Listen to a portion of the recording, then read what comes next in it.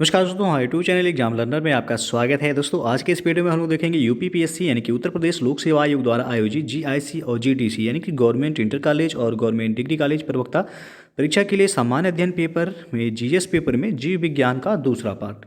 इसके पहले part 1 upload हो चुका है। जो लोग नहीं देखें ऊपर आई बटन पर क्लिक करके यहाँ देख सकते हैं। तो आप लोग वीडियो को लाइक शेयर कर दीजिएगा। चैनल पर पहली बार आए हैं तो चैनल को सब्सक्राइब कर लीजिएगा, साथ में बेल आइकन को प्रेस कर लीजिएगा जिससे आने वाले अगले वीडियो का नोटिफिकेशन आपको पहले मिल जाए। और इसका पीडीएफ आपको टेलीग्राम चैनल पर मिल जाएगा। नीचे डिस्क्रिप्शन में टेलीग्राम का लिंक दे दिया गया, वहाँ से ज्वाइन करके आप पीडीएफ भी डाउनलोड कर सकते हैं। तो चलिए शुरू करते हैं। तो आज का जो पहला प्रश्न है आपका, प्रकाश संश्लेषण का उपोत्पाद है। 4 विकल्प दिया गया, आपको बताना है कौन सा सही हो जाएगा यहाँ। तो बी ऑप्शन से हुआ यहाँ O2 यानी कि ऑक्सीजन। प्रकाश संश्लेषण यानी कि फोटोसिंथेसिस वह क्रिया है जिसमें पौधों के हरे भाग सूर्य से प्रकाश ऊर्जा को ग्रहण कर वायु से ली गई कार्बन डाइऑक्साइड तथा मृदा से शोषित जल द्वारा कार्बोहाइड्रेट्स का निर्माण करते हैं एवं ऑक्सीजन यानी कि O2 को यह अप्रधान रचना या फिर उपोत्पाद, जिसे हम अंग्रेजी में बाई प्रोडक्ट कहते हैं, के रूप में ये बाहर निकालते हैं। तो यहाँ बी ऑप्शन सही हो जाएगा। वही पूछा गया आपसे, प्रकाश संश्लेषण का उपोत्पाद क्या है, तो O2 यानी कि ऑक्सीजन है। अगला प्रश्न है, सौर ऊर्जा एटीपी में बदलती है। तो यहाँ भी आपको बताना है, 4 ऑप्शन दिया गया है, कौन सा सही है। बी विकल्प से हो जाएगा क्लोरोप्लास्ट में। क्लोरोप्लास्ट में सौर ऊर्जा एटीपी में बदलती है। और क्लोरोप्लास्ट एक पादप कोशिकांग है जिसमें पर्णहरित या फिर क्लोरोफिल नामक एक प्रोटीन युक्त जटिल रासायनिक यौगिक पाया जाता है। यह वर्णक पत्तों के हरे रंग का कारण भी होता है क्लोरोप्लास्ट। और अगला जो प्रश्न है, कोशिका का शक्ति केंद्र यानी कि पावर हाउस किसे कहा जाता है। तो आप सबको पता होगा, बी ऑप्शन से हो गए यहाँ माइटोकॉन्ड्रिया। माइटोकॉन्ड्रिया को कोशिका का पावर हाउस यानी कि शक्ति का स्रोत कहते हैं। अगला जो प्रश्न है, भ्रूण किसमें मिलता है। तो ये आपका बीज में मिलता है। सी विकल्प से हो जाएगा, पौधों में भ्रूण या बीज में मिलता है और अंकुरण प्रक्रिया के फलस्वरूप भ्रूण या बीज से बाहर आ जाता है। और अगला जो प्रश्न है आपका, निम्नलिखित में से कौन प्रतिजैविक औषधि है यानी कि एंटीबायोटिक औषधि पूछा गया है, कौन सा है। तो यहाँ जो है आपका बी ऑप्शन जो लिखा हुआ है सल्फागुआनिडीन और सी लिखा हुआ है क्लोरेम्फेनिकाल। तो दोनों ही जो है एंटीबायोटिक औषधि है। तो बी और सी यहाँ दोनों विकल्प जो है सही होगा। पूछा गया आपसे प्रतिजैविक एंटीबायोटिक औषधि, तो दोनों सही हो जाएगा यहाँ बी और सी। अगला जो प्रश्न आपका, टाइफाइड तथा कॉलरा विशिष्ट उदाहरण है किसके। तो यह जलजन्य रोगों के उदाहरण है। सी विकल्प से हो जाएगा, टाइफाइड तथा कॉलरा यह जलजन्य रोगों के उदाहरण है। टाइफाइड रोग का कारण सल्मोनेला टाइफी तथा कॉलरा का कारण जो है विब्रियो कैलेरी नामक जीवाणु होता है। और पीने के जल के उचित उपचार द्वारा इन्हें फैलने से रोका जा सकता है। तो सी विकल्प यहाँ सही हो जाएगा। अगला प्रश्न है, मनुष्य में एफ्लाटॉक्सिन खाद्य विषाक्तन द्वारा सामान्यतः कौन सा अंग प्रभावित होता है। तो यहाँ 4 ऑप्शन दिया गया, आपको बताना है कौन सा सही हो जाएगा। तो यहाँ जो सही हुआ आपका डी ऑप्शन सही हो जाएगा, यकृत। यकृत यानी कि लीवर एक मुख्य पाचक ग्रंथि डाइजेस्टिव ग्लैंड है और जो कि ये खाद्य विषाक्तन द्वारा प्रभावित हो जाता है। और ये एफ्लाटॉक्सिन नामक जहरीला पदार्थ कुछ कवक जैसे एस्परजिलस तथा पेनिसिलियम की कुछ प्रजातियां उत्पन्न कर भोजन को विषाक्त कर देती हैं। तो यहाँ पूछा गया था आपसे कि मनुष्य में एफ्लाटॉक्सिन खाद्य विषाक्तन द्वारा सामान्यतः कौन सा अंग प्रभावित होता है। तो वह यकृत प्रभावित होता है। अगला जो प्रश्न है, मनुष्य के शरीर के किस अंग में लिम्फोसाइट्स का निर्माण होता है। तो यहाँ जो है आपका बी और सी दोनों ऑप्शन से होगा, अस्थि मज्जा और तिल्ली यानी कि जिसे प्लीहा कहते हैं। मनुष्य के शरीर में तिल्ली या प्लीहा, थाइमस ग्रंथि और अस्थि मज्जा आदि में जो है लिम्फोसाइट का निर्माण होता है। लिम्फोसाइट्स एक प्रकार की श्वेत रक्त कणिका है जिसे हम WBC कहते हैं, होती है, जो कि गश्ती सेना की भांति समस्त शरीर में ये घूमती रहती हैं तथा सुरक्षा तंत्र के सारे भागों के बीच ये सामंजस्य स्थापित करती हैं। तो यहाँ पूछा गया कि मनुष्य के शरीर के किस अंग में लिम्फोसाइट्स का निर्माण होता है। तो ये आपका तिल्ली यानी कि प्लीहा में भी होता है और अस्थि मज्जा में भी होता है। तो यहाँ भी जो आपका बी और सी दोनों विकल्प जो है सही होगा। यदि ऑप्शन में कोई एक रहता तो आप सही कर सकते हैं, लेकिन दोनों जो दिया गया दोनों में इसका निर्माण होता है। अगला जो प्रश्न है आपका, ओंकोजीन संबंधित है किससे। तो यह संबंधित है कर्क रोग से, सी विकल्प से हुआ है। ओंकोजीन एक असामान्य जीन है जो कि कैंसर, जिसे कर्क रोग कहते हैं, के लिए उत्तरदायी होता है और सर्वप्रथम इसकी पहचान SRC के रूप में की गई थी और 1970 में यह खोजा गया था और यह घटक मुर्गियों में कैंसर वायरस का एक घटक था जिसे रॉस सरकोमा वायरस का नाम जो है दिया गया था। तो यहाँ सी ऑप्शन से हो जाएगा। ओंकोजीन संबंधित है किससे? तो कर्क रोग से, यानी कि कैंसर रोग से यह संबंधित है। अगला जो प्रश्न आपका, रक्त कैंसर यानी कि ल्यूकेमिया की रोकथाम में प्रयोग किया जाने वाला रेडियो समस्थानिक कौन सा है?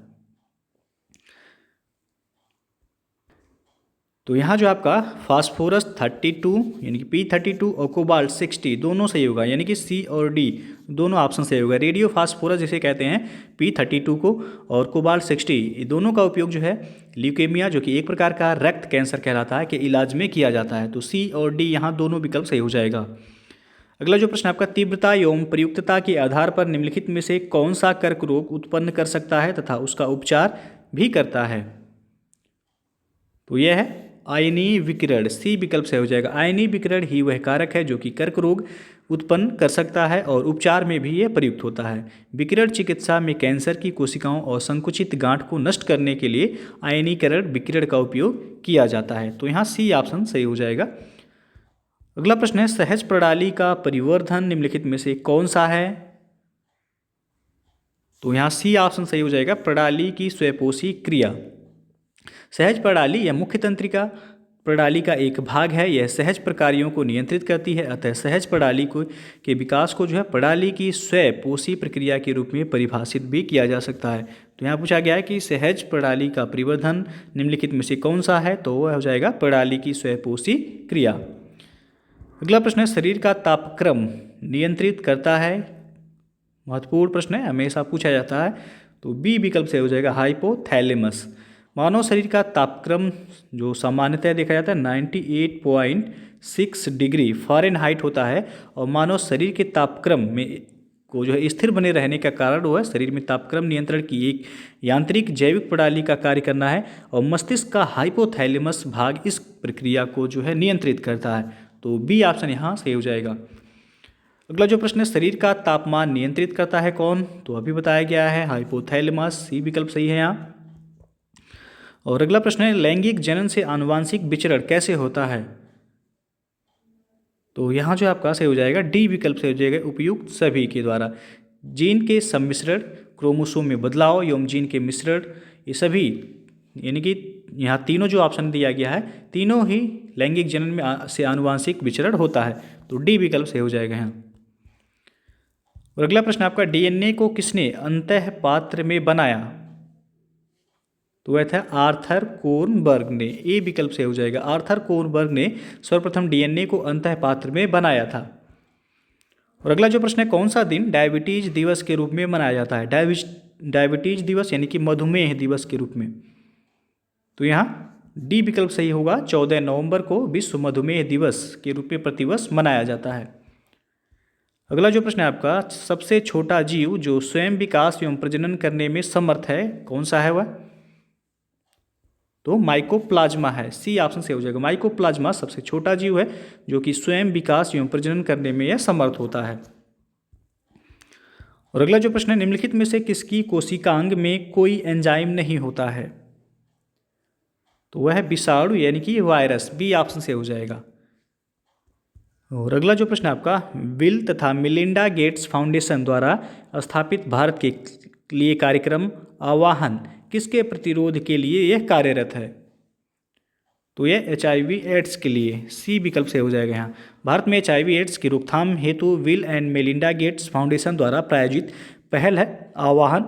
इसकी शुरुआत 2003 में की गई थी। तो यहाँ सी ऑप्शन सही हो जाएगा।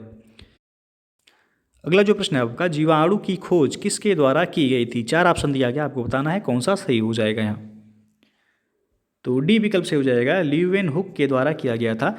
इनका पूरा नाम था एंटोनी वैन ल्यूवेनहुक, को जो है सूक्ष्म जीव विज्ञान के जनक के रूप में जाना जाता है। इन्होंने 1676 ईस्वी में अपने ही बनाए एकल लेंस सूक्ष्मदर्शी यंत्र से जीवाणुओं की पहचान की थी। तो डी ऑप्शन सही होगा यहाँ।